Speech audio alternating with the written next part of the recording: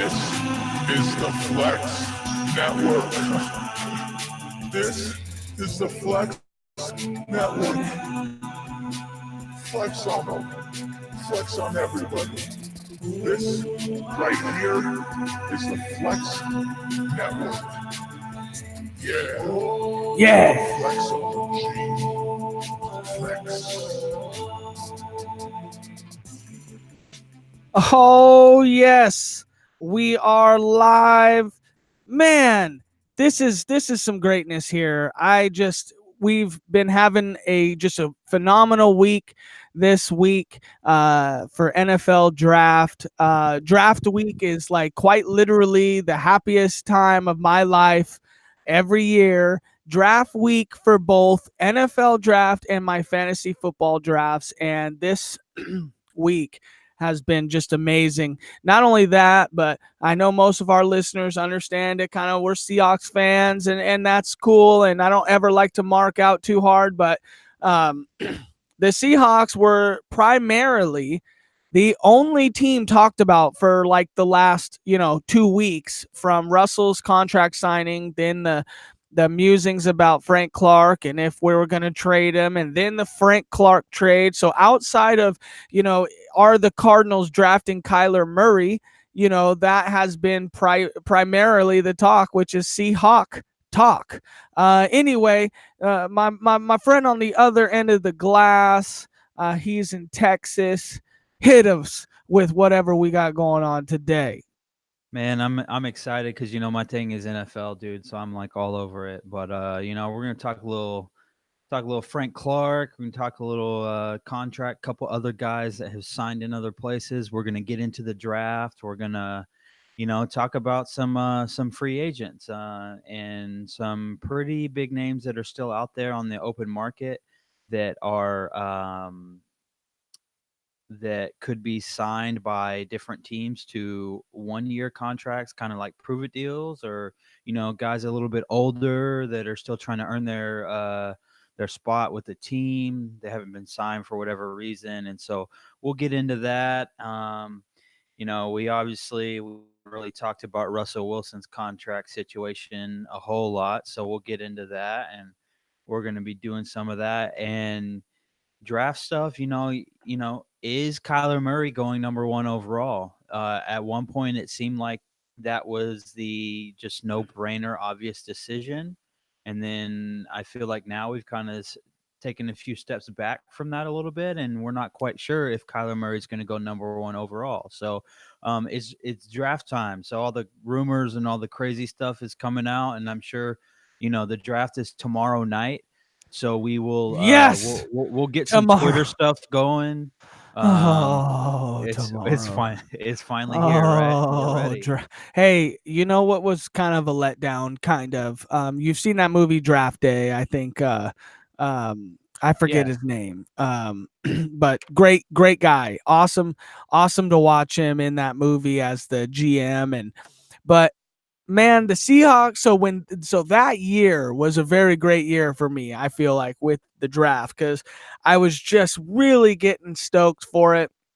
And then that movie came out. Then the Seahawks are one of the teams in that movie that are predominant for, for the hype inside that whole movie, as far as the inside the locker room. So it was a really fun year. But that movie, man, was kind of, a little bit off, just for my hype of it. But hey, just like Madden is every year, it doesn't always get everything that you want. But let's start with that. Do you think Kyler Murray is going number one to the Cardinals? Yes, I do. I change my mind every day, pretty much, just because certain days I'm like, man, you don't want to pass up what seems to be kind of like a generational talent. He like just his ability to throw the ball, his ability to read defenses, his athleticism. I specifically watched, I'm in Texas, so a lot of Oklahoma games come through, even if they're not on like a national broadcast, or if there's something local. There's a lot of Oklahoma fans that live in Texas, and they're Big 12, so they get shown on TV here. So I saw a lot of Kyler Murray, And a lot of people in Texas hate Kyler Murray because there's Texas A&M fans here, which is where he was before he transferred to Oklahoma. And Kyler Murray is from Allen High School, which is a Dallas. Allen is a Dallas suburb city, and Kyler Murray didn't lose a football game until his first year at Texas A&M in his life. Pee wee, middle school, high school, never lost a game until he went to Texas A&M. He won four straight or not national, but state titles at Allen High School here in Texas. So um, that was some questions like how will he handle adversity, how will he deal with certain things like that. But I've seen him a bunch, and I watched him in the college football playoff, and he kind of had a rough first half, settled down in the second half. They ended up losing to Alabama, but he has some athleticism that's like off the charts. Like just his ability to start and stop in space, his just overall quickness and speed is just dangerous at a quarterback position. And we're gonna see how it translates to the NFL. We don't know yet. So as of today, I think he's going number one. What about you? Well, okay, so if he is all that and more, then yes, you got to draft him at 1.01. And the Cardinals, they got Josh Rosen, and I'm Josh Rosen doesn't light my fire inside, No. but he was capable. He won games last year. Um, that's in the NFL. I mean, that's as good as you can get rookie year, right? Winning a couple games. I think they beat Green Bay, and so it's not like, during that time also they had changes in the offensive personnel. Everybody just said they weren't running the ball enough to David Johnson. They weren't giving him enough touches. And then all of a sudden Kyler Murray, does what he does. All the reports are that they're going to go quarterback number one. They changed their head coach, and it just seems like it is definitely a thing where I don't know that we've ever really seen this. I can't remember specifically where we took, when they did Kirk Cousins and RG3, that's like a very similar thing. Team takes two quarterbacks in the first four rounds. Okay, that's something cool. But has a team ever traded up for a guy to pick him? I don't remember where he's picked, but let's just say he's like a top 10 pick. Has anyone ever traded up and then the very next year went quarterback? I mean, I obviously I did not research that statistic before coming on here, but that's a great, I don't know the answer to that question, but that's just a great question to ask, because if they decide to go Kyler Murray, that would kind of be a legendary thing. And then not only that, but what do you do with Josh Rosen? Do you try to make a trade during the draft? Do you try to get into the top 10? Is there a trade to be had to go back up into the top 10, and now you don't feel like you completely wasted 1 year's worth of draft capital, because that's a big waste if they go to get Kyler Murray and or if they go to get Rosen, they draft Kyler Murray the next day. So what do you do? I mean, to your fan base, it's like, you got Kyler Murray, but you traded up last year to get Josh Rosen. And if they don't okay, so it almost seems like they have to make a trade for Rosen during the draft. You feel that that's the way they got to go? Or do you think they can legit come out of the draft untrading or not trading Rosen and actually rolling into the season with two QBs? They got to trade him, right? Well, I think that those things go hand in hand. So trading Josh Rosen slash drafting Kyler Murray has to go hand in hand. So what I mean by that is, as like let's say the Cardinals take like Bosa number one overall, or one of those big time DNs, defensive linemen. Say they take a guy like that number one overall, then that tells me that they want to stick with Rosen, or Maybe they were just trying to say that they would draft Kyler Murray just to get someone to come in like get Rosen. But in my opinion, seeing the Arizona Cardinals last year and even looking at their roster now, because earlier today I was looking at their roster and I was like, who do they really have that is on their roster? And they don't have a whole lot of depth, and their team's fairly old. They have Patrick Peterson still doing his thing out there at corner. You know, they got David Johnson, who's overused and beat up like crazy, and Larry Fitzgerald, who's in the last year or two of his career. Um, and so, like, there's a lot of things that play into it, but I would say that David if Johnson also, he's 27 now. When you yeah, think about it, he's 27. Like, and for running backs, 30 is the magical number. NFL teams don't like to pay running backs who are on the other side of 30. So, he's getting close to that mark and all that stuff. So, it's not like they have the youngest team. They don't have any depth, and that's kind of why they haven't been competitive the last few years. And they probably stuck with Carson Palmer way too long. Um, I will say there was definitely some rough spots with Rosen last year. But from what I was reading on Twitter today, they said, different rumors and different people's opinions. They were basically saying that they don't think there's anything wrong with Rosen. They just think it's not a good scheme fit for the Cardinals. He just doesn't. His abilities do not match what the Cardinals want to do. then why did they? Okay, so you're saying with the new regime, he doesn't. With Yeah, and even last year, like it didn't really match. Yeah, And but and then why trade up for him? They obviously feel like it matches what they want to do, but um, that's pretty crazy. Um, I just think if Kyler Murray goes to the Cardinals, I feel like they can really change their offense versus drafting for fit. I mean, I think I've looked at the Cardinals offense for quite a long time, being in Seattle, and it seems like for the longest time they have not had someone dynamic at running or at quarterback. For a while, it's kind of felt like this kind of old mentality pocket passing team, and you can almost say just like this, the Seahawks were for a while. And then you get Russ, and then all of a sudden the team offense just completely looks different.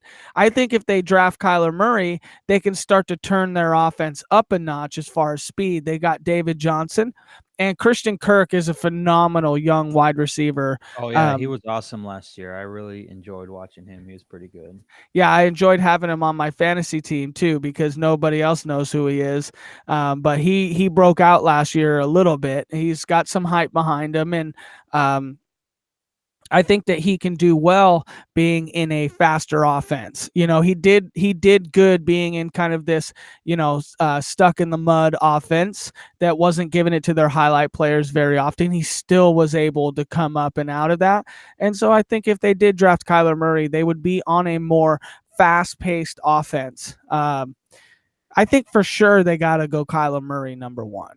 And then Yeah. if they do, you're saying that they're going to be trading Josh Rosen, and there's no way that they would ride two QBs into the season this year.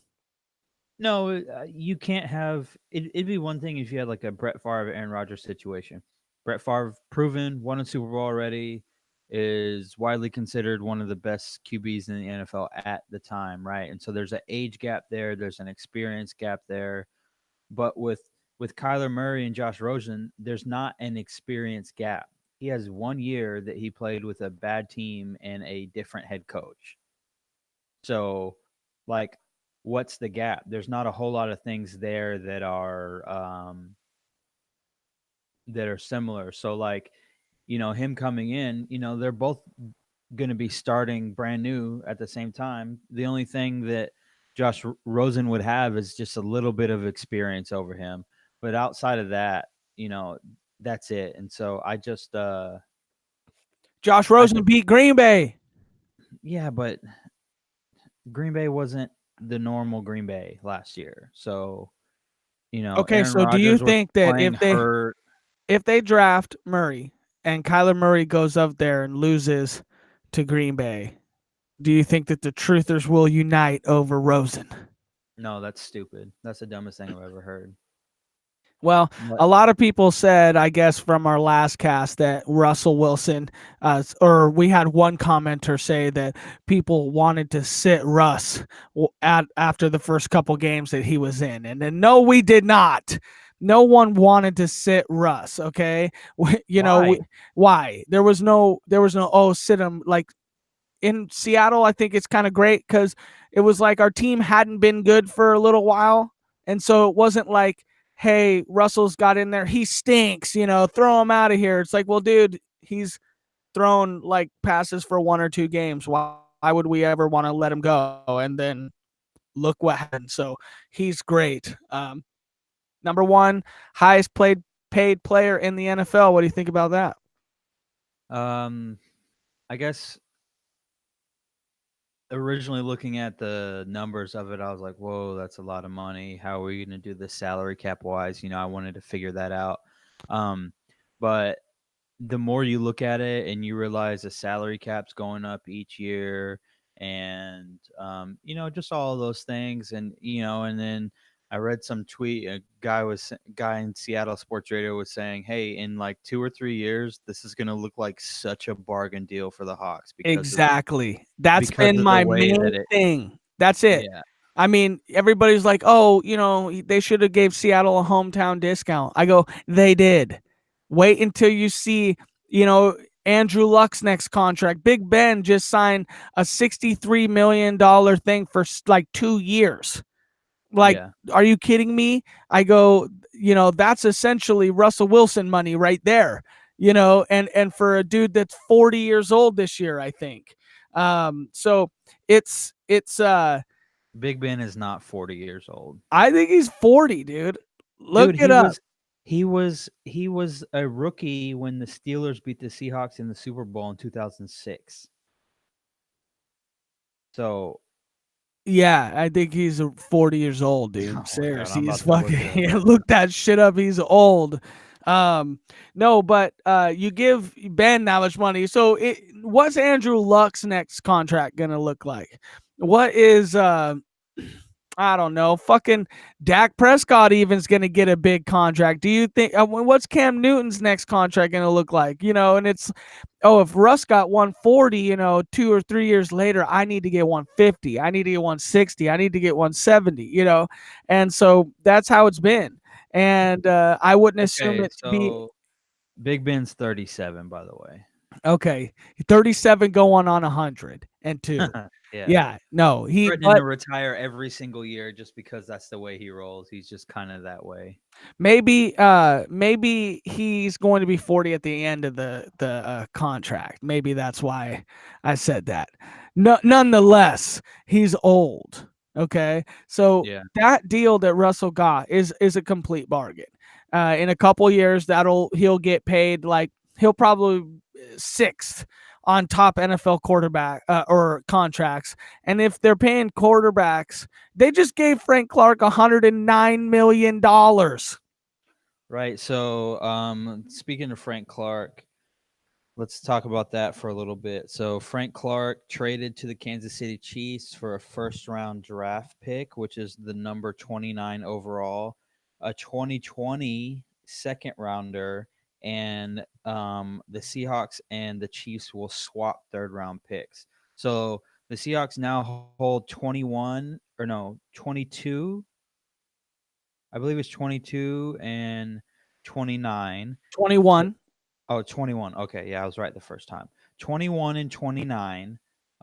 They don't have a second round pick, but they have third, fourth, and fifth, I think, and they're sixth. Yeah, so they're missing their seventh. Um, so I look at that and I'm like, wow, being a Seahawks fan, like, oh, we got a lot in return for Frank Clark. He what did he have last year? 13 sacks, something like that. 14. 13 and a half, 14. 14 Okay. sacks. Just looking it up.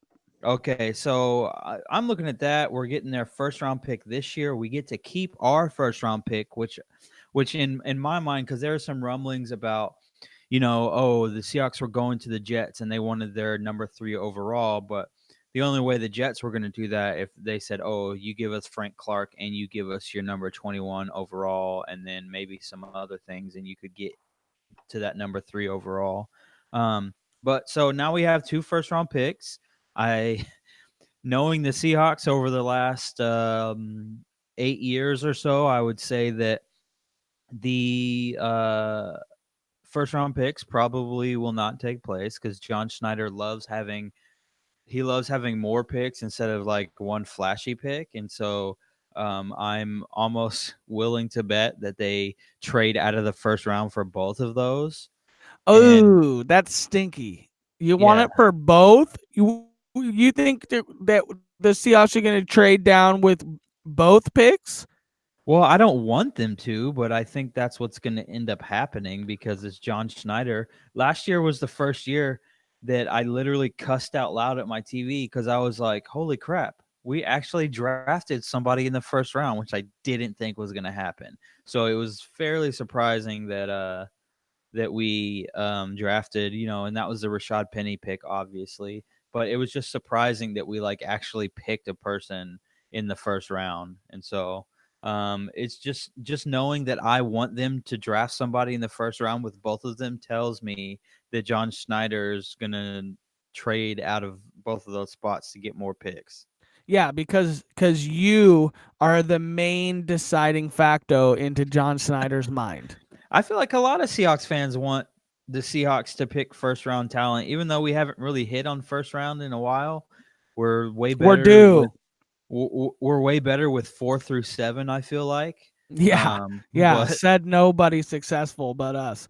No, yeah, no. It's what they need. Okay, so do you think that the Seahawks are a completely different team with the contract of Russell? I say that because I feel like they've always been conservative in money, conservative, like not drafting highlight players, and conservative with draft capital, trading back. We want more bodies versus one body being great.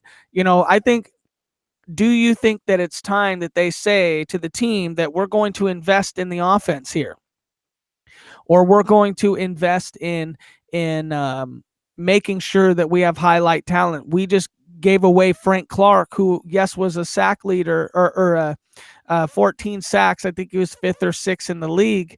But it wasn't like he was getting, top 3 sack numbers or anything. We're not going to pay him $109. Let's go out there and get a young stud rookie who, a lot of people are mocking to us, Montez Sweat. He essentially ran like the fastest 40 time of any edge rusher ever. I think he ran like a 4.41 at 6'6", 250. Like that could be the guy that we get at 21. And then a lot of people are talking about wide receiver N'Keal Harry from Arizona State getting left out to the second round, or potentially AJ Brown, the de facto other side wide receiver next to the combine stud DK Metcalf. Both are fantastic receivers, and both are essentially missing the first round mock or getting drafted by the Packers at 30, which we have 29. I think it would be phenomenal to get a generational speed talent with size at defensive end, and then be able to go with a generational talent at wide receiver, and then say that's your first round instead of trading back. I would be very, very, very happy with that. And I think that would turn our team completely around. I mean, we had literally the most efficient wide receiver in the league last year was Tyler Lockett. How crazy is that? yeah, that's wild. And one thing I would say on the whole Frank Clark thing is, just so everyone knows, he signed that 5 year 105.5 million with 63 and a half guaranteed, which brings up an interesting question. We've talked about Frank Clark in the past, and we've always kind of had the opinion that he is good, he is efficient, but he's not necessarily like the game breaker, like the disruptive type. Like he gets his sacks and stuff like that, and he plays the run pretty well. But he gets $500,000 more than DeMarcus Lawrence, the defensive end from the Dallas Cowboys. And as I look at that, we talked about this in the past. I don't think he's even on DeMarcus Lawrence's level.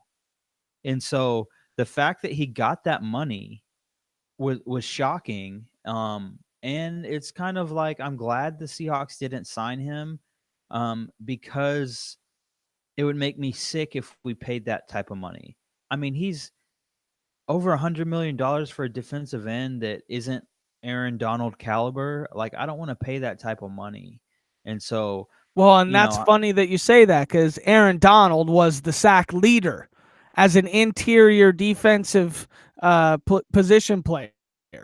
To lead the league in sacks over Von Miller, over whoever else as an interior defensive tackle, I think is crazy. And it actually goes to show you, when I actually look at the statistics here on the top sack leaders, I got Aaron Donald as number 1. JJ Watt still number 2, which is crazy, with 16 sacks. Chandler Jones 15.5, Von Miller and Danielle Hunter 14.5. Then you got Frank Clark, Myles Garrett, Ryan Kerrigan. But I mean, the difference between Frank Clark with 14 sacks, just 2 sacks left. Just 2 sacks less. You got almost, 10 players at least getting to just 12 sacks. Now, again, not very many people from the Seahawks on this list, so I definitely understand. But down at 10.5 sacks, you got Jaron Reed, who is our defensive tackle. And so if you just expect that you might play him a little bit differently, maybe you can push his sack total up a sack and a half, and then maybe be able to draft, again, somebody that can play that outside role. Sacks are great, but sometimes, I understand why defensive end players are kind of the most sought after in the NFL. I can definitely understand it, because if you can, if it's 4th and 1 on the 15-yard line, and or 4th and 5 on the 15-yard line in the Super Bowl to win the game, and Tom Brady's on the other end, and he's either going to complete that and take his team to the Super Bowl to win it, or you're going to have the guy that finally gets to him, sacks him 4th and 5, and just completely wins the game for you. I understand that going after that idea in the NFL is completely worthwhile, but I think a lot more needs to be said about just QB pressures. If you're not on the sack list, fine, but your QB pressures are very high. Maybe you don't get to the quarterback, but you definitely take him off his post, take him to the right, or to the left or whatever, when they weren't expecting to. And I think that, maybe a lot of these sack guys are going to have high QB pressures too, but I'm sure there's a lot of people that just don't get to the quarterback, that their whole goal is to create a QB pressure. If everybody's doing what they're doing, you have great corners, good safeties, everybody's picked up on the route, you've seen it, you've scouted it, whatever. Getting that QB pressure will lead to an incompletion, or, sack, or, whatever. Totally. That you could have QB pressures, or the QB pressures. I've always kind of like, when looking at defensive linemen, just kind of like, you say, oh, that's extremely valuable stat to like keep track of, because a lot of times if you can just get quarterback pressure, you can make subpar corners or subpar secondaries look a lot better than they actually are. Exactly. So, And so we're going to kind of peel off of the Frank Clark contract thing, but we fleeced the Chiefs. I don't understand it. They let Dee Ford go, who had only 2 sacks less than Frank Clark, and then traded for Frank Clark, who had only 2 sacks more, signed him for $109 million, gave away their first round pick, next year's second round pick, and we move up in the third, swap in the third, all for a player that got you only 2 more sacks. I don't know. You probably could have made something work, or you could have gone after somebody else. I feel like maybe that wouldn't be worth that money. But I guarantee you, any team would have been happy to take your King's ransom for one of their defensive end players if you liked the guy that much.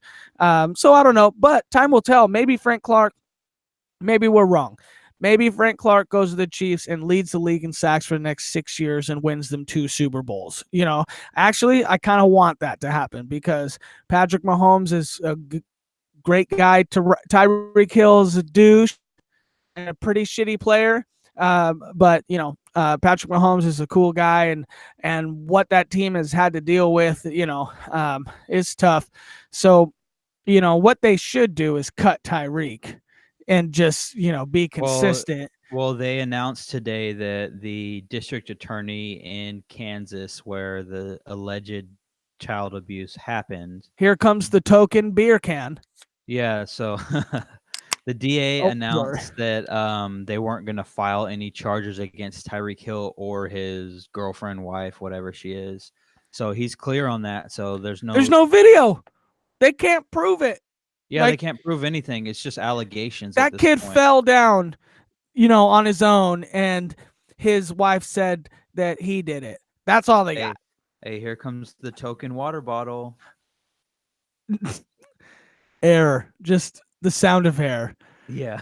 Uh, Hey, but you kind of mentioned that that for Kansas City, like why wouldn't you get off of Frank Clark and go after someone else? And I don't know if you know this, but there's still some defensive ends, defensive linemen that are out there on the free agent market. You have Ezekiel Anza, who played in Detroit, I think his boom. whole Love career. him.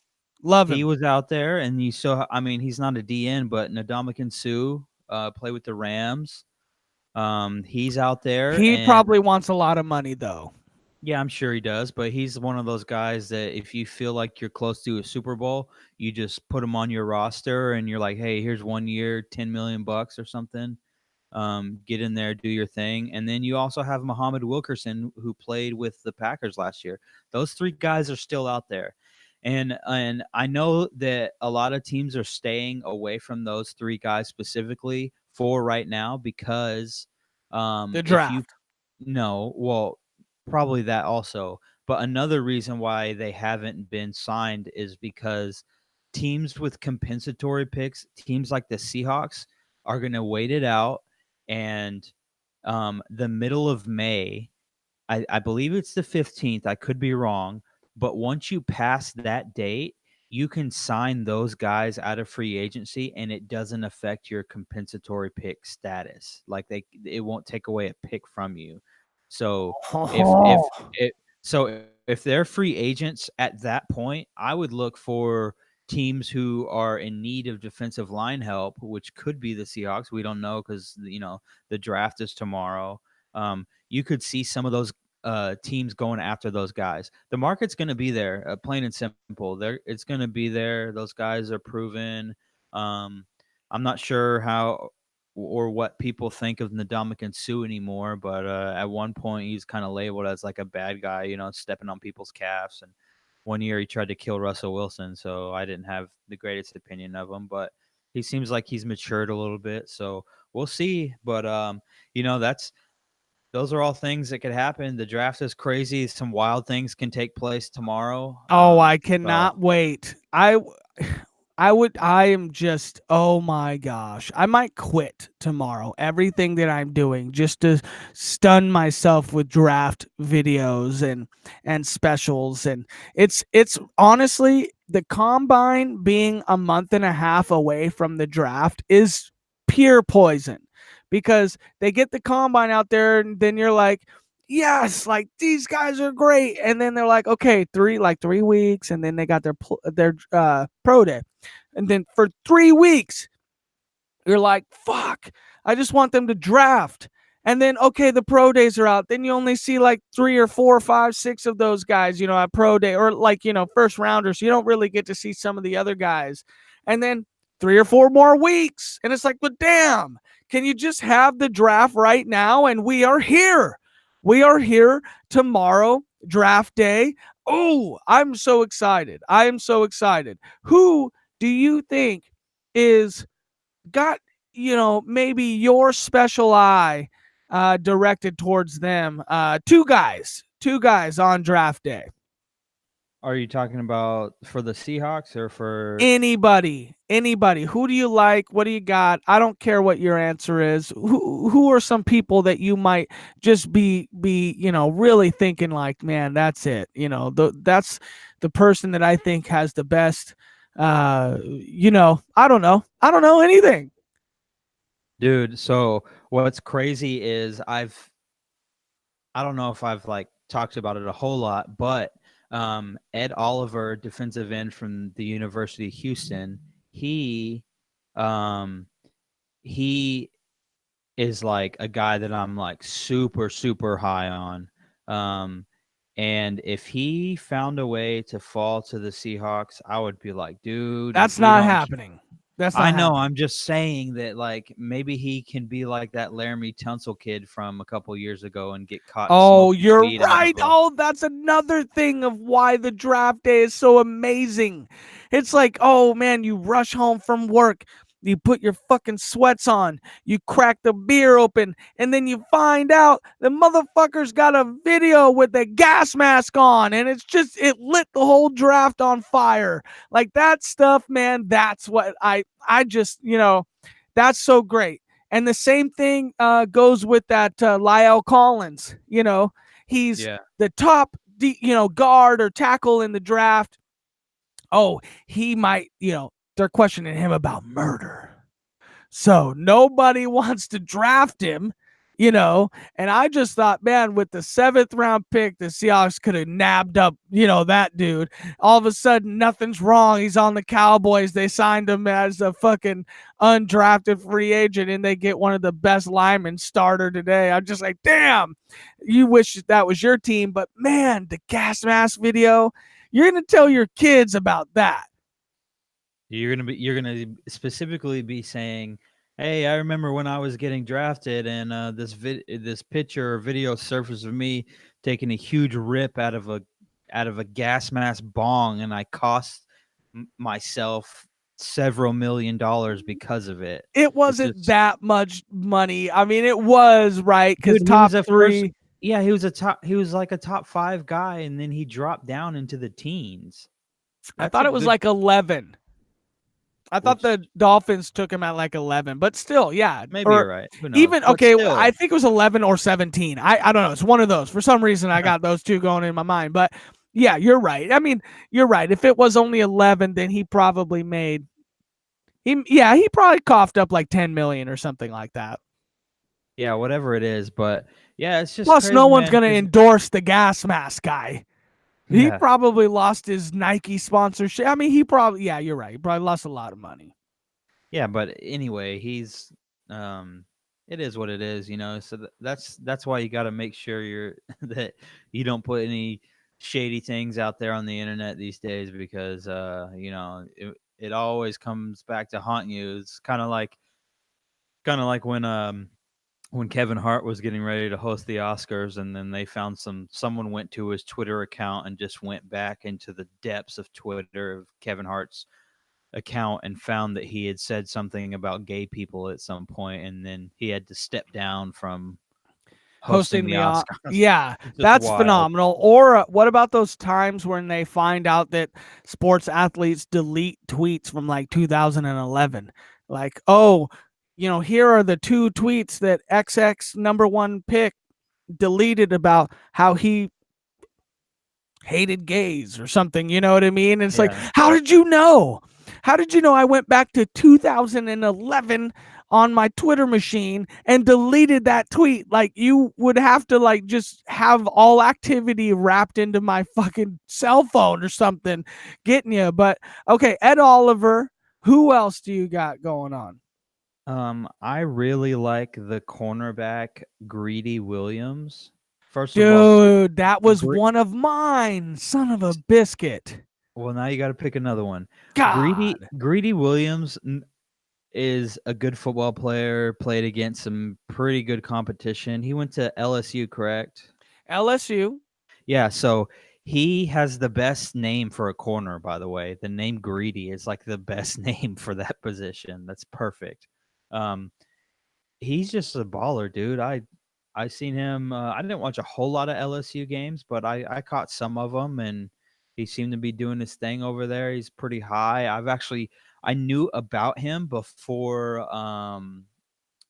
the college football season started last year, because that was some podcast that I listened to, the guy was saying, "Hey, be on the lookout for this guy next year, or this coming season, because if he has a good season, he'll be in the first round and all that stuff."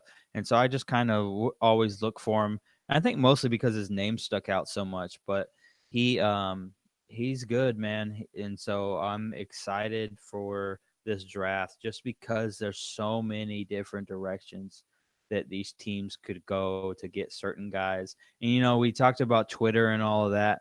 A guy that's kind of getting a lot of heat for his Twitter activity is Nick Bosa. I don't know if you've read into that a whole lot, but you know, Yeah, what I remember there was, I forgot what it was. What it's so he's a big time make America great again guy, and he loves himself some Donald Trump. And he shares videos of Donald Trump on his Twitter, and says things like, "Oh, I'm so proud of him. I love our president," and all that type of stuff. He's not a very popular guy these days, meaning Donald Trump, but yeah. So naturally, he's gotten a lot of heat for that. And people don't really care about that. And he's also one of the guys that they went back into the depths of his Twitter account and found out he was saying some shady things about the homosexual community. So yeah, not too that's smart. yeah. I mean, it yeah, that sucks cuz as like a fan, you would rather not hear about it at all than know the guy's a douchebag. Right. Like Tyreek Hill for the Kansas City Chiefs, and actually I'm gonna pull up a comment here if I can, what we said. Remember how I said, oh hey, that kid fell, and it's the only one that says that it was Tyreek is the wife, right? And it's like, well, Right. we got no video. Our friend here posts, officer, he fell on that bullet. There's not a video. I've never even seen that gun before, or something like that. He Where said, "I've it's never like seen a gun before, a any gun gun. ever. I don't even know what a gun is." Yes, exactly. Exactly. And that's the situation, unless you can fucking prove it, then Right. that bullet just mysteriously appeared in that dude. I don't know what to say, Yeah, that and that that same guy said that the whole "Make America Great Again" would be hard to sell in the NFL locker room, which is 100% true. yes, Because I'm not speaking for just everyone, but I feel like the NFL. I'm not sure what percentage of the NFL is black, but a lot of black people hate Donald Trump because they're he's yeah, kind of against it. viewed as, Yeah. yeah, yeah. I So don't I get it.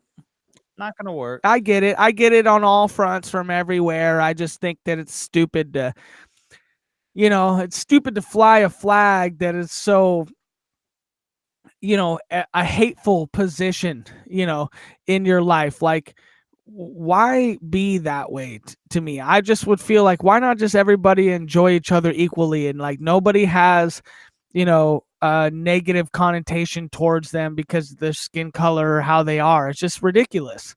I'm very pro choice. I just feel like everybody should just be able to do what they do. And like, we know, like, if somebody's committing crimes or like stealing or murdering people, then yeah, they should probably go to jail. Other than that, let people smoke weed and like do what they want as long as they're a functioning member of society in a good way. Great. If they're black, They're white, they're gay, they're straight, big, tall, little, who cares? Everybody has greatness to offer in this world. Why be against that? And I feel like if anybody is against that to any determining or do any determination, like they should just not be president. You know what I mean? So it's like, it's just kind of tough. But whatever. Andrew Yang Gang for president, right? Yeah, all day. I'm into that. Okay, so I'm not gonna choose another person in my thing. I'm gonna tell you why I chose Greedy Williams. So Okay. from Pro Football Focus, I'm gonna put this up here so I can see it. Pro Football Focus is the quintessential stuff to say about it. It's more of a fantasy football thing, but they also do stats for NFL. It's Chris Collinsworth's company, but really it bred like from fantasy football. And so Pro Football Focus, they're now everywhere over the place because Chris Collinsworth like allowed it to become great through fantasy football, and it wasn't really geared towards NFL stats. And so now that they're like kind of saying, hey, you guys, even though you're fantasy football guys, like these guys might be onto something. Tracking stats and analytics for fantasy football, is not just this fallacy. There are some fantasy football analysts out there, in my mind, I believe they could run an entire organization off their fantasy football analytics. It's the same thing as Moneyball. You allow one guy to run with stats, and then all of a sudden you're winning games. And it was actually it was actually kind of funny because this one person specifically that I listened to, I won't name the name because if any of my own fantasy football people that I'm in leagues with are listening, then I don't want them to get the jump on me. Okay. But they were talking about how they mysteriously seen the Cowboys be making a lot of transactions based off this one specific fantasy football analyst. And then they saw that he goes, he's kind of funny about it. He's like, hey, I'm not an idiot. I see where the analytics of my stuff is downloaded and listened to. And he goes, Arlington, Texas, you got a very high, listen rate. And it was just kind of funny that he played to it. But anyway, Pro Football Focus. We all know DK Metcalf, the number one combine star of the draft this year. I forget, what did he run? Like a 4.31 or something like that? Like, he's phenomenal.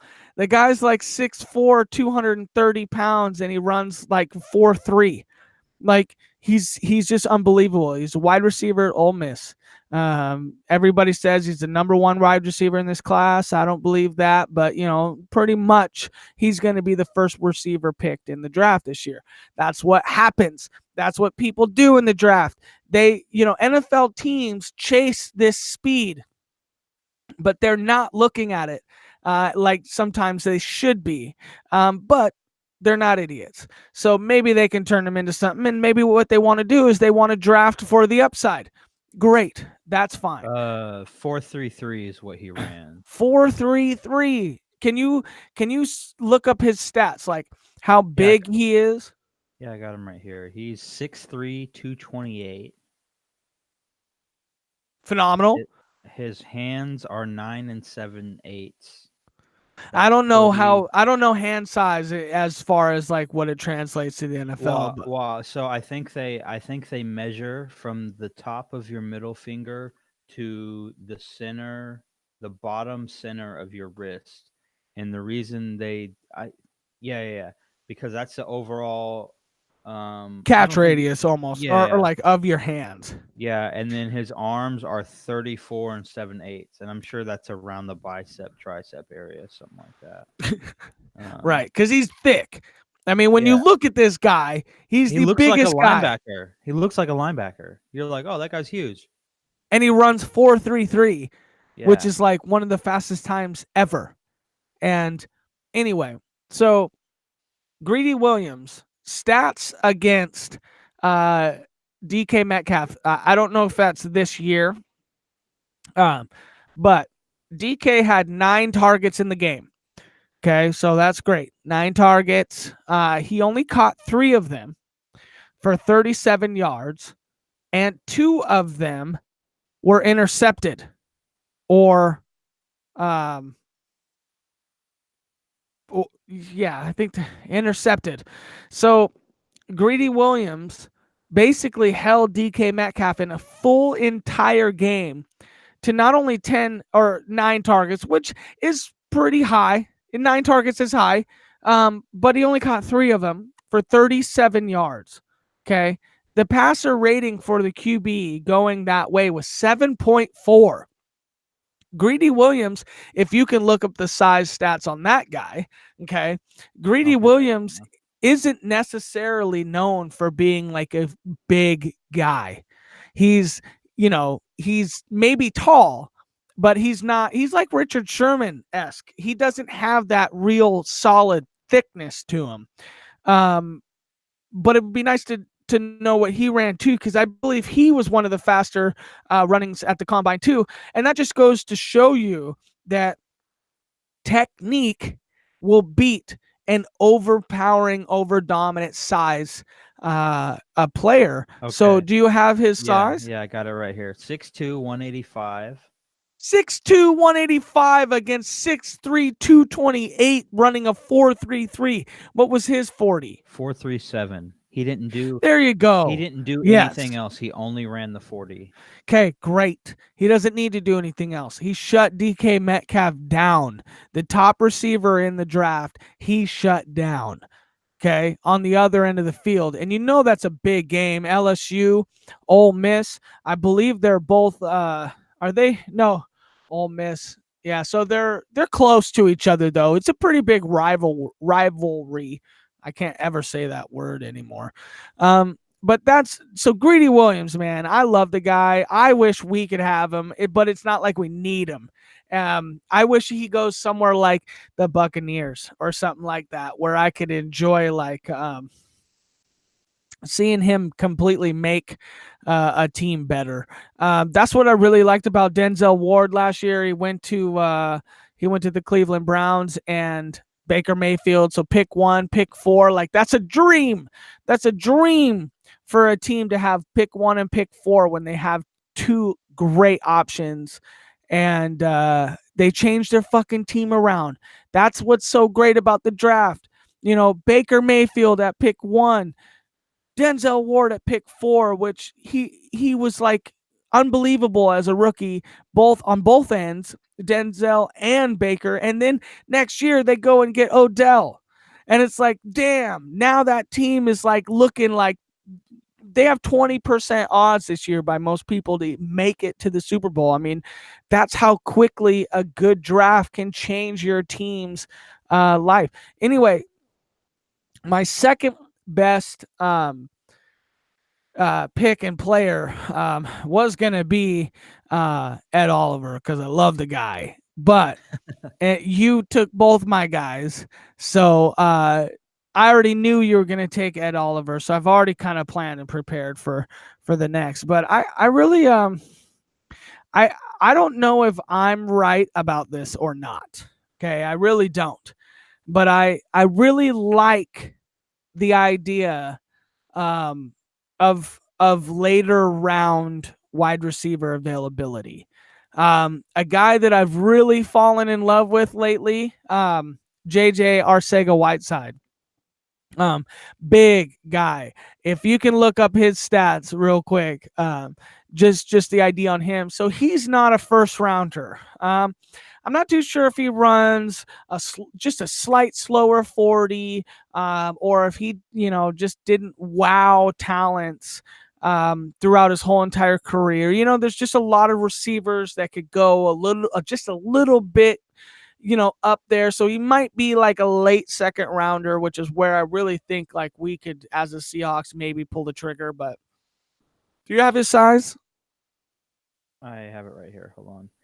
Arcega Whiteside, receiver from Stanford, he just like Man, he was a pain in the butt for so many teams. Like I'm a WSU fan, and so like I just remember like you could be beating Stanford and like basically shutting down their offense, but then they throw this bomb to Arcega Whiteside, and no one could really jump with them and all that stuff. Well, at least in the Pac-12. Okay, so Arcega Whiteside 6'2", 225, and they don't have his any combine stuff on him. Yeah, He I was he don't not think. invited? No, I don't. He wasn't not. I think he's injured right now, Oh, or something's going on with him. But if you might be able to pull up his college stats at Stanford, which Pac-12 is, I guess, more known for their defense than their offense, generally. And so, ASU is great. Washington's defense is great, or was great. They didn't win in the big games, which is upsetting, but at least fun to watch. okay. So Arcega Whiteside didn't play his freshman year. His sophomore year, he had 24 catches for 379 and 5 touchdowns. Basically doubled that his junior year. And then last year he had 63 catches for 1,059 yards and 14 touchdowns. So definitely blew up last year. But you could see if you look at his stats year by year, you could see him just getting better and better and better. Like you saw it coming. Well, and he's Maybe a smart guy. He goes to Stanford. Stanford's yeah, a no, true. school of, you know, everybody knows Stanford's a very high end, not just athletics but academics. But he doubled his production every single year, and I bet if I were to look at the wide receivers, he was kind of playing under as he was going up his game. But to be honest, he's one of those players that he's like Josh Doxson, where he's he might not be good all the time, but you're not spending first round draft capital on the guy. So Yeah. when you look at wide receivers that you can get in the second or the third round, you're really looking for guys that can just come in and play because you're not freaking spending so much on him. And I think that that's something that's shitty when you talk about people that are drafted in the first five, or even first round. Generally, they're going to let you play over the guy that's better than you, who they drafted in the fourth round. Even though the guy that has the fourth round talent might be winning in a lot of opportunities, but they'll at least still try to go for the guy that they drafted top five in.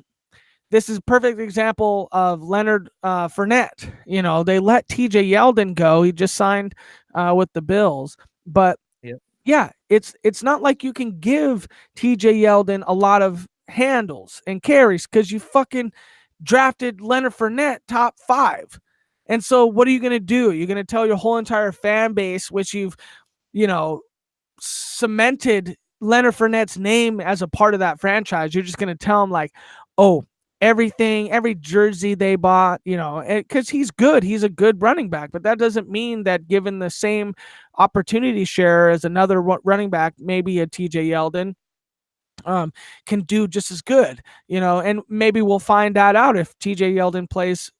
He's probably going to be the starter for the Bills this year, unless the Bills draft somebody high. Who knows? But it's that's what I'm saying. So draft capital means something, but I think on a lot of teams, they need a good red zone threat, consistent, tall, plays well, speaks to the profile of good receivers.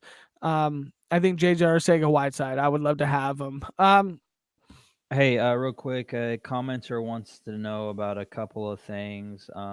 Taylor Rapp from the University of Washington, safety, um, isn't isn't being mocked to go as high as he should because he went and ran his 40, which was a slow 40 time.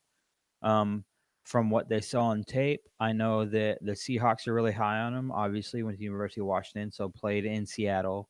Um, And then I know because I am here in Texas and listen to sports radio, the Cowboys really, really need a safety like bad. And so they're really high on Taylor Rapp. And most people are high on Taylor Rapp. I'm pretty sure not this past season, but the season before, he was the Pac 12 Defensive Player of the Year. So a lot of people, scouts or people who study tape, they talk about um, combine 40 speed and game speed. And so those things are different, and those are things that people should kind of have more conversation about. 40 speed is something that you specifically train for, and the guys who are running sub 4.4s are guys that either train for it, or guys, for example, like Hollywood Brown from Oklahoma. He's a receiver from Oklahoma, small, speedy He's a guy. pure straight line guy. Yeah, he's got like dynamic speed, right? Taylor Rapp doesn't have that. He has the game speed. The game speed is different. He could do the sideline to sideline thing. He could do what Earl Thomas used to do in Seattle. There's a reason we called Earl Thomas an eraser, because you could throw a fade ball up and he could just erase some space. And Taylor Rapp also has that ability.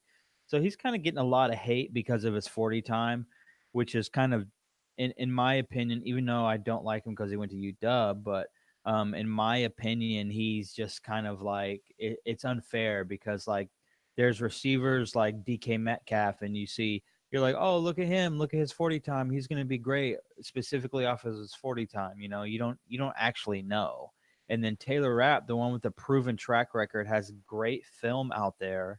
Um, a lot of people are talking crap about him, saying he's not going to be good and all of these things, specifically based on his 40 time, which is Okay, just so let me shut this conversation down a little bit. Okay, you call Earl. Okay, so we're in agreement that Taylor Rapp and Earl Thomas play the same position. yes. Okay, so when you don't have straight line speed, can you not have imagined in a lot of times where a team needs to be completely bailed out downfield? And if you don't have a free safety that can get there, that the game then is 7 points towards the offense. So here's my thing about Taylor Rapp. And if you're running a 4.8 in the combine, okay, let me get this exactly. Okay, his combine 4.83. Okay, in high school, I think half the players run a 5.0. Okay, so Yeah, he because in has high game school, I speed.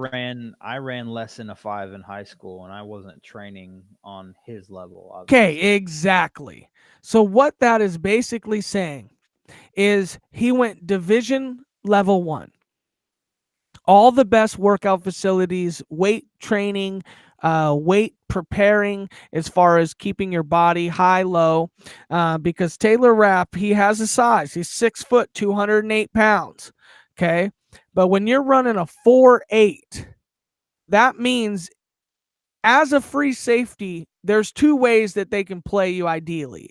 They can cut the field in half and you got that side. You can be in the middle and you can kind of watch for everything. You can cut it into 4, so you only got the downside. So that's like 3 ways. But ideally, you're going to be responsible for a zone. If you are in your zone and see the ball launch to the other side of the field and you run a 4.840, they know that every single time the ball comes away from you, you're not going to be able to catch their guy running down the field with the ball. So why would a team ever invest any solid draft capital on a guy that spent years or however long in college and he could not get faster than a 4.83? I mean, we know that he will never get faster than that, it seems like. Even with the best tests, maybe he's a 4.7, a 4.6. I mean, how much faster could you get? If you can't run someone down and tackle them as a last chance to save the game, if you can't make it there, because the 4.33 guy is going to really get you. it's just tough. But I do agree that he is very game speed. His agility metrics are through the roof, 92nd percentile. So he can cover a guy. I would think that he's probably more suited for, a strong safety or something like that, or a linebacker. He might be one that if he can put on some weight, a lot of weight, he might be able to play at 240. That ain't going to happen though. He's 200 pounds. Anyway, we're not going to talk about a fucking random, uh, you know, safety from the UW Huskies that is a 4'8". You know, The only thing I would say is Buda Baker, how good is he right now? You really haven't heard his name a lot in the that's NFL. he's He on plays, he's on the Cardinals. yeah, yes, and he is a starter, but it's not like he's one of those guys that when you thought that Tyrann Mathieu was leaving the Cardinals, that Buda Baker was going to, oh my God, like, actually, you thought he was going to do that. Like, oh, this guy's great. Like, Buda Baker, he's, from UW and he's a great player. Buda Baker, let's look up his, stats. He is not even doing, you know, amazingly well in the very same position. And he ran a 4.45 with the same agility score, essentially. Okay. So even him, he's not, lighting people on fire. And so I don't know. He's worse than Buda Baker. And Buda was what? A first or second round pick, I think. I believe it was a And first. so, yeah. And so he's with a 4.8. Let's just say every second's one time, worse. 4.8 to 4.4. He's 4 times worse than Buda Baker. So expect a 4th or a 5th round selection on him. But because 4.8 is literally one of the worst speeds you can have, I would expect maybe an undrafted rookie. So the only thing I would say with Taylor Rapp is like where he lacks in speed. Two things I would say actually. Number one being there could have been a little bit of nervousness there with his just like the fact that he ran a 4.8. There's probably some nervousness there, and there's probably God, I really don't want to homer out on Taylor Rapp any longer. well, I don't care. I'm just saying this real quick, and then I'll be Well, done then with be quick about it, because I really could um give a shit about Taylor Rapp. and it's not a homer thing for me because I don't like him. He went to UW. I already told you I'm a WSU fan. You know that. But anyway, he it's you can have if it comes down from getting to point A to point B, yeah, he's not going to be able to do it. But I think he's so smart, he'll be able to put himself in good position. I think he'll be successful. And so we'll just see where it goes. But I don't know about Buda Baker and everything that he does What's because next he's on on the your show Cardinals. sheet? Listen, Taylor Rapp, see you later. It's a wrap. What's next? Okay, so I had a couple of things that were interesting. I know you have one thing that we have to talk about, but Yeah, I want to end with that um, because it's not really yeah, football um, related since we're so deep into football. yeah, but I just wanted to. We mentioned it earlier. We talked about Ben Roethlisberger, but his contract was 2 years, 68 million, 37.5, and a signing bonus, and he had a $30 million injury guarantee. So if he gets injured, he'll get $30 million off the top. So it's kind of ridiculous for a Good for guy him. who's Good unsure for him. that he wants to play. No, he wants to play. He's gonna play. So that's what that means. I think, honestly, I think that he's invigorated with this whole Juju and Antonio Brown thing, and I think that he sees the next coming of Jesus Christos, in Juju, and just like he saw it in Antonio Brown, but yet people believe, and I think I'm one of them, that Juju is better than Antonio Brown. So why wouldn't that make you want to play an extra 2 years as a veteran quarterback that's going to go in the Hall of Fame? I mean, look at Eli Manning. He stuck it out for a couple years, or no, not for. Sorry, he didn't stick it out.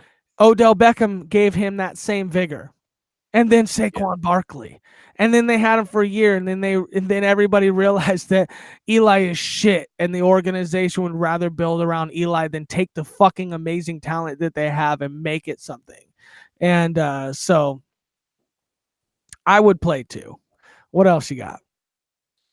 For me, that's it. We kind of talked about the defensive ends that are still free agents and kind of how that will shape up. We're Okay, not so really going to here's know what I got. anything after the draft, but we'll move on to what you got. To end the cast, I want to talk about something that's pretty unique.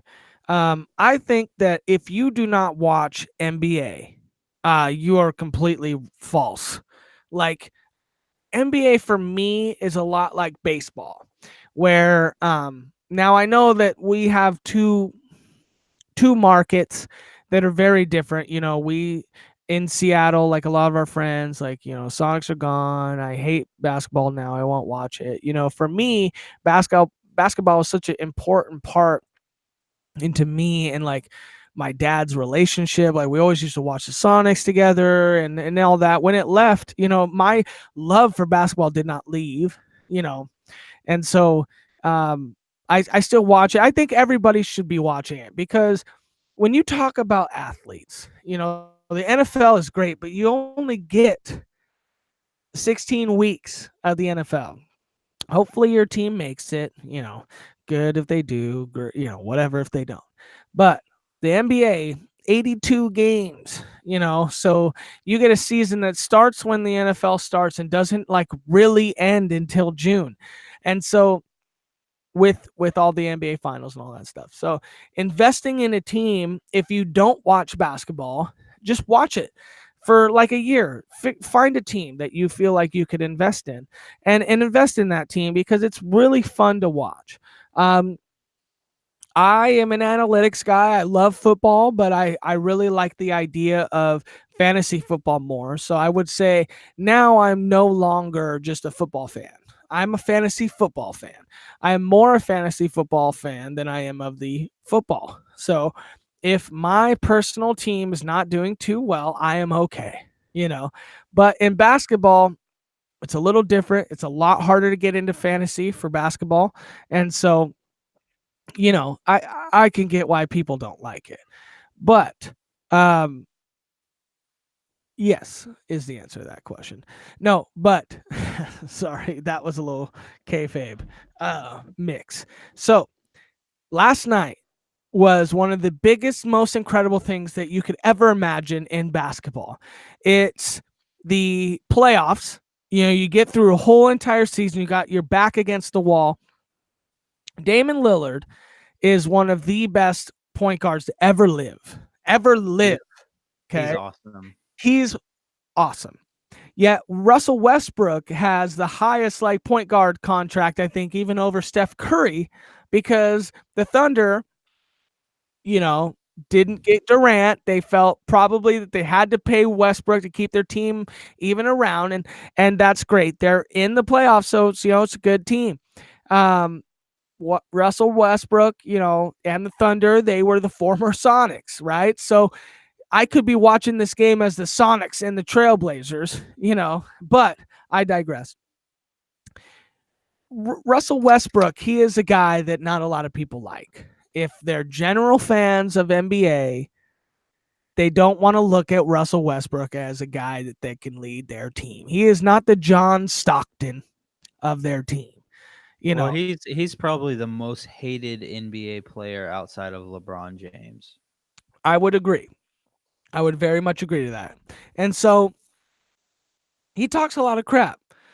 He can back it up, but it doesn't, I don't know that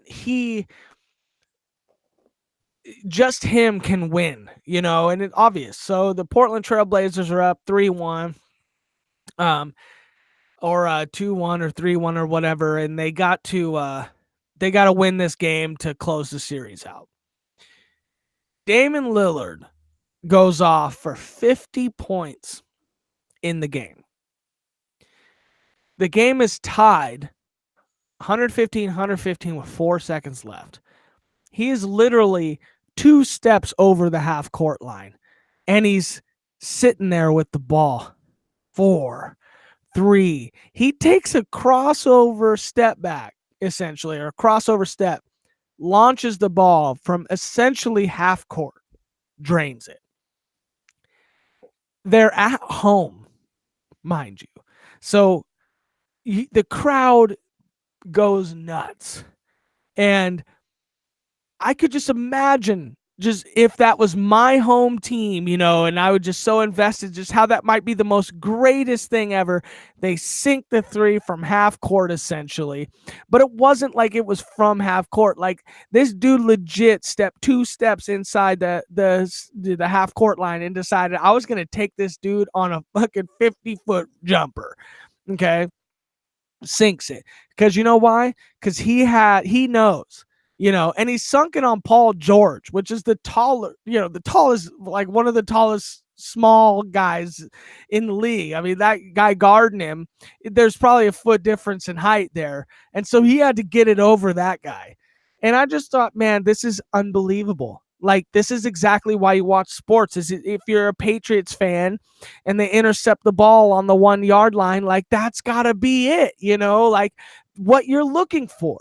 And it's like, it's hard to say that would not be like the greatest feeling of all time. And so I started thinking about GOATs, greatest of all times. And I started to think, man, can there ever be one greatest of all time in their respective sport? And I thought, well, Michael Jordan is a really good instance of saying that there could be, because Michael Jordan is like the greatest of all time in basketball. Like there's no one else, I think, next, LeBron, right? But Kobe. But outside of those two guys who have maybe hit that mark, maybe Michael Jordan was. But when you look at the NFL, greatest quarterback of all time, go. Tom Brady. Okay. But up until Tom Brady won, the extra ring this year, okay, greatest wide receiver of all time.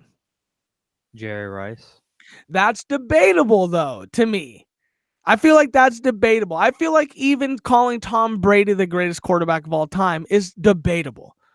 Greatest It running depends. back, It greatest depends what running your back of all ground time, is. greatest running Uh, back. Barry Sanders. Emmitt Smith. No, he played behind the greatest offensive line of all time. Yeah. Yeah. So there's a question to every guy is what I'm E- basically. e- exactly. So like there, whatever the arguing ground is, you have to define that, because Patriots fans will say, well, who's got the most rings? Tom Brady does. He's the best quarterback of all time. That would be their arguing point. So And the basically, Cowboys fans would say that for Emmitt Smith, who's got the most yards all or time. even Emmitt Smith Troy does. Aikman. Okay. You could say that about Troy. You could say it about Michael Irvin. You can call Michael Irvin the greatest wide receiver of all time. You can call Peyton No, you Manning couldn't. the greatest quarterback of all time. I You don't can know about say all that. that. Like, but you can Those are say it. stretches. Those are very big stretches, in my opinion. You can though. You need to bring T.O. You can call it. Terrell Owens the greatest If wide receiver you of all need time. to bring multiple things to the table to be in the conversation, you need to have either won a championship in your respective sport, or drug your team to the championship and won, you being the reason that they were there. Okay, um so Russell Wilson, greatest quarterback of all time. no, that is just saying that, like, you are now allowed to speak at the table because you have done this, and we can now argue. You have permission to argue with that. But then you also need to have your individual accomplishments. You need your MVPs, you need your stats to back it up, and your stats have to be up there with the greats. So, like, in Okay, sports so we always there talk you about are, that. right there, the greats. Yeah. Is it possible to have a greatest of all time, or do you look at it as there are so many people that have done so many great things that there is no one answer? Greatest of all time basketball player, let's say instead of one single great, it has to be Kobe, LeBron, MJ. Like Yeah.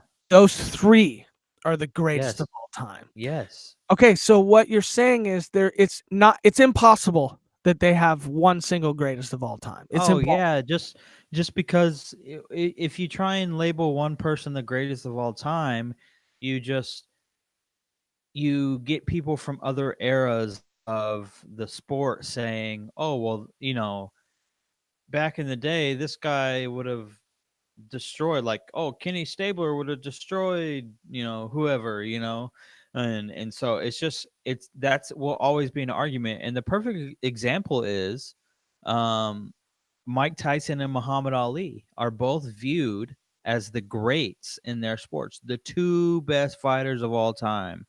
Those two are viewed as the two best of all time. But Mike Tyson has But he's like, in but no, but Mike Tyson has insane respect for Muhammad Ali. The only reason the basketball conversation comes up is LeBron better than MJ or whatever is because they're close enough in it. I don't know what my hair just did, dude. now that you even tried to mess with it, you shouldn't even try to mess with it. No, but Yeah. you're funny because if you're Anyway, listening to so this, you can't even tell what the I fuck's know, going on. But it's dude. I'm wearing a backwards hilarious because hat. we I'm do wearing a this backwards stuff hat. live. I'm wearing a backwards hat and the hair came out and it just looked weird. Okay. Anyway, back to what I was saying. They have, the only reason that there's pressure in the NBA for who the greatest of all time is because of the age difference between the athletes that are considered the greatest of all time, right? Mike Tyson and Muhammad Ali would have never fought ever, ever, ever, right? Um, So you're saying like generationally. yeah. So it's for So you're example, the saying only there's no reason real the way to talk about the greatest of all time because if they could have played against each other we would or know. in the same time, then we would know. But you're Yeah. saying there's no way ever to crown the greatest of all time because they never played against each other in their primes for an extended period of time. That's an Yeah. amazing take. And so the reason I say that is because um the the only reason in the NBA that it exists is because Michael Jordan can still ball up right now, and like I'm not saying play in the NBA, but like if you were like, hey, first to five, like he could hold his own because he's such a good defender and shooter and all that. But like he and LeBron, it's not outside of the realm. Like Michael Jordan played against Kobe, but Michael Jordan wasn't in his prime when he played against Kobe, and Kobe wasn't in his prime yet. They were on opposite ends of the spectrum as far as age goes.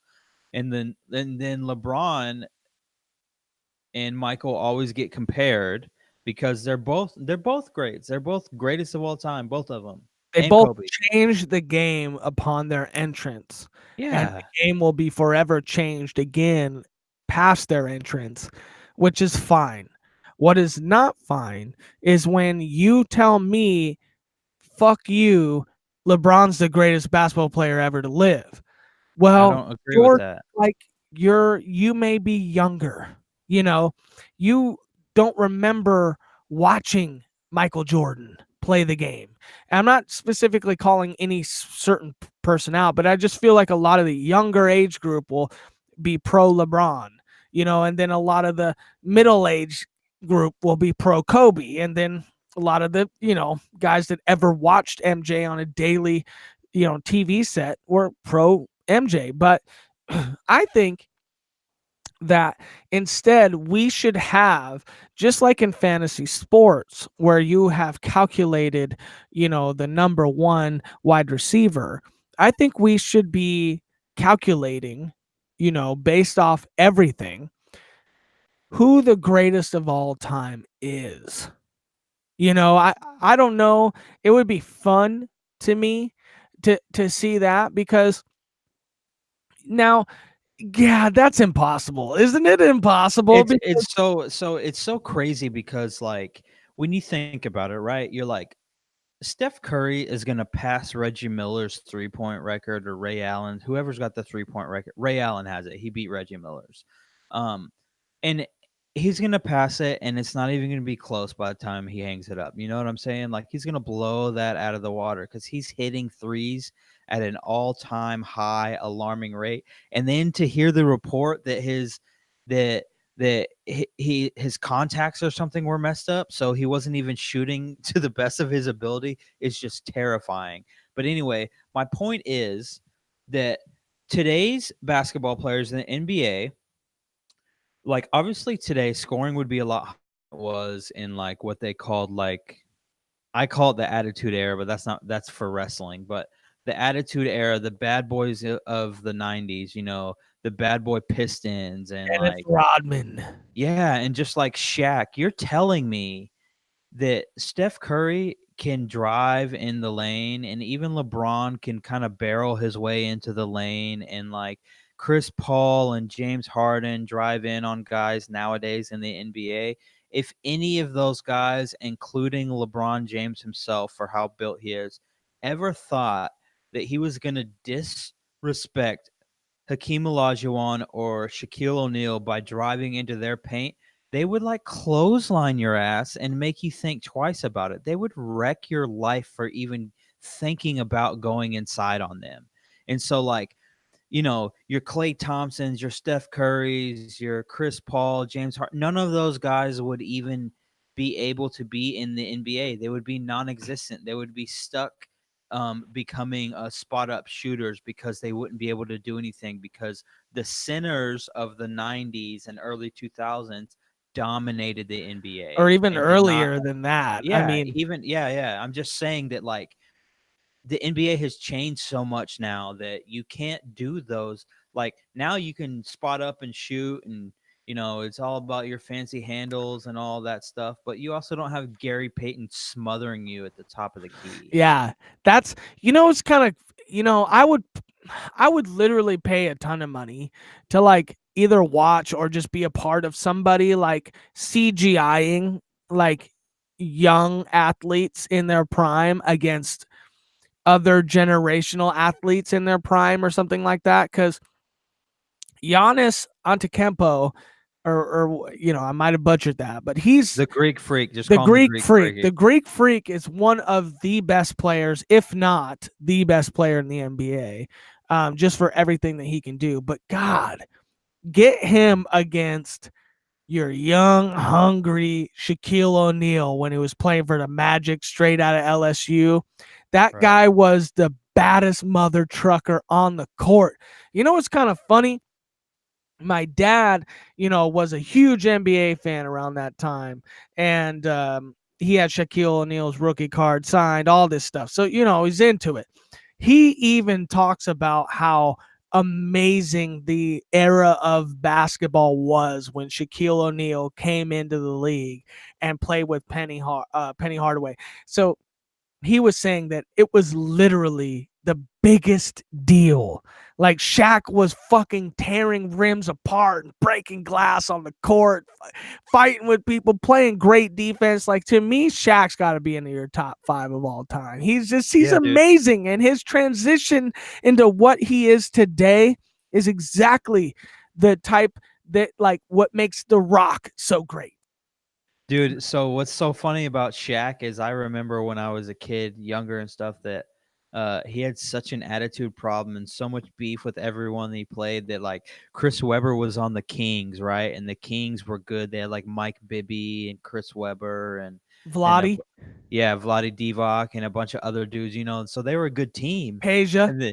Yeah, Peja Stojakovic and so I don't they know if they were all there at the same time, but like that, I just remember those yeah, guys, yeah, for sure. But Peja. uh but anyway, I remember watching interviews of like, the media would go into the locker room after the game and be like, "Oh, hey, Shaq, the Lakers lost a tough game against the Sacramento Kings." And he would just say things like, "We're not worried about the Sacramento Queens." Like just totally just being Shaq and like disrespecting him and being like, I'm the greatest, and I'm the big Aristotle. That's what you guys need to call me now, and all this crazy Yes. stuff. Let me tell you some more greatness about Shaq.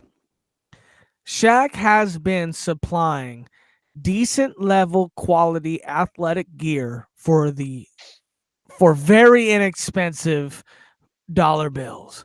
I can remember back in middle school, I was a blue collar kid, didn't know what that meant until I was in high school and people started picking on me because I had the right shoes. But I remember going to the big five sporting goods and copping me a pair of some Shaquille O'Neals. Okay. That was my highlight. Let me get them Shaq shoes. Now you can find Shaqs at Walmart or some shit like that for nothing. And you know what? Great. Good on Shaq. He's a freaking phenomenal guy, phenomenal character, and he cares about not just everybody on the top end, but he also cares about everybody on the bottom end. And he's such a great dude. And I don't know if you watch. Do you watch a lot of NBA right now? Yeah, I do. You do. Who's your team? The Seattle Supersonics. I don't have a team. Okay, there you go. You just watch. Okay, so that's what I'm saying. But if you watch Actually, TNT, that's a lie. So the Sonics are my team, but because of where I live, I follow the Mavs because I've always loved Dirk, and I like the rookie Luca. Luka Luca Doncic is that they have. so good. He Yeah, is dude, exactly everything you could want going. He's like legit a Brett Favre to Aaron Rodgers kind of thing, where it's like, okay, we got a great guy, we got another great guy, and Luca is fun. Have you seen that video where he goes up to the Harlem Globetrotter, and the Harlem Globetrotters like a Luth at like something where he's okay, learn how to spin the ball on your finger, right? So the Harlem Globetrotter spins it, he kind of wows him, and then Luca, who's young from a foreign country, comes up to him he's and he's 19 years old, dude. yeah, right now, Yes, yeah, that's what I'm saying. He's unbelievable. Anyway, at like 16, he goes up to the Harlem Globetrotter. He's like, oh, okay, spin the ball. So Luca grabs the ball, spins it, and then twirls it around his back, does all this, like, dude, just goes nuts and leaves the Harlem Globetrotters stunned. And he's like 16, and he's fantastic. I would just, talking about, I know we talked about that before earlier on the cast, where it's like, man, you could stay another couple years, Ben Roethlisberger, to play with someone like Juju. I just wish Dirk would stay. well, Dirk is so the great. reason he's not gonna stay is because his body just can't do it anymore, dude. His knees are done, his ankles are done. He's a big He's guy. Yeah, and he's a liability. He could score and stuff, obviously, but like he can't play defense, dude. It's just not working. Dirk is an all-time great. Dude, I he's don't like know. he's what he's in the top top 5 all-time scoring or something like that. No, I don't think that. But he's definitely a great player. I'm gonna He's look right now. I'm pretty sure he's at least in the top 10. I know that for a okay. fact. Well, top 10 and top 5 are two different conversations. But you can have top 10 just by playing 20 years in the league if you're good. You know, and so but that was my whole question. So to end the podcast, man, on our way, you're gonna figure out the Dirk stuff. We can get the Dirk. I'm Man, telling you you right should now. actually Okay, get hold the on. Dirk stuff set up because I'm not really One, ready for the two, end here. three, I've been four, drinking too five, many six. beers. He's number 7. Keep talking. He's number 7. Keep talking about how Dirk is Yeah. number 7 while I get set up here. Yeah, so oh no, that was the wrong list. Sorry. I got it right here now. Let's see. He is where is he? Not 7. I don't even I don't even know if that's the right. Oh, is this right? It shows him at 16 on here. That's not right. I'm What is telling okay. you, 16. That's probably what it is. No, dude, it says he's only scored 3,600 points his whole career. That's not right. That can't be right, dude. I mean, Dirk is like, I guess I'm just completely biased because I've always loved him, but um, He is just like, you know, he would negotiate his contract with Mark Cuban from the Mavs without an agent because they were like buddies Well, yeah, outside because of. Mark Cuban is legit. When you get a true billionaire or whatever you have, when you get a true person who understands money, you don't pity shit around $5 million. Hey, O- Dirk, you're fucking Okay, worth this. I found the list now. He is number 6 all time, just behind Michael Jordan and just past Wilt Chamberlain this season. Here's my 30, problem with your list. 31,560 is what he scored. I know that for a fact because I was watching the game when he passed Wilt Chamberlain this season. So yeah, I already knew that. Okay, he's not top 5, but Dirk is top 10. He is top Yeah. 10. He's great. He's amazing. So here's the thing we're gonna do to real quick end this. Seahawks pick 21. Who do you got? Oh geez. I think they trade that pick.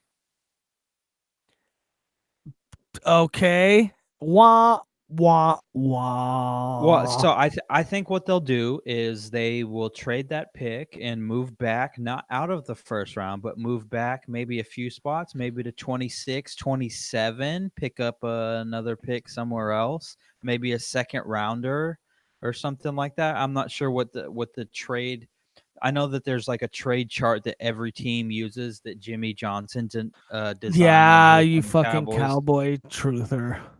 I'm not a Cowboy truther. You're a cowboy truther with the Jimmy Johnson reference. I'm just saying that he's the one that designed it, and NFL teams have been using it for a long time now. So, um, anyway, everyone uses that, but I don't know what moving back 5 or 6 spots would do, but Okay, I would like so to you see got them the go trade D back. lineman. Yeah, take a D lineman. I don't really care who it is. Any D lineman. We need D line help, so I'm all about it. Okay, I got at pick 21 Montez Sweat, pick 29 N'Keal Harry or AJ Brown. All right, everybody. We are the Flex Network. Thank you very much. We are now on iTunes. Tunes. I created that on my own. That was not a special effect. I just did that on my own. It was very good. It was really Yeah, good, I think. I But can we tell. are now on iTunes. And you can find us there. I will do my best to have this up tomorrow. During the draft, I might try to sit with my computer and do everything I want to do. And uploading this to iTunes is one of them. Look for a boosted post on Facebook. Catch us on Flex Network 1, Twitter, I think Instagram, something like Yeah, that. yeah. Find us out, Flex Network. We your boys. See ya. Later.